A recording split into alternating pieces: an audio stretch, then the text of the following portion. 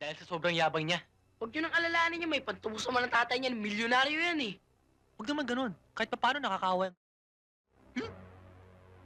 Manjani, ano kayo mabuting gawin? Tumawag tayo ng pulis. O di sige, tumawag na kayo ng pulis at kami na lang magbabantay dyan. O sige.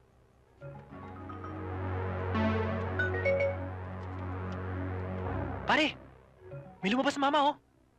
Halika, lapitan natin. Tara. O sige, mauna ka na. Teka, bakit ako mauna? Ikaw malaki. Sige, uwi na ako. Oh, saan pupunta? May assignment pa ako Palusot ka pa eh. O ano, sabay-sabay na tayo, ha? O sige. Dadalaw tayo sa gulo. Batang-batang 1 milyon dito, tol. Ganyan lang yan sa kinurakot ng tatay niyan.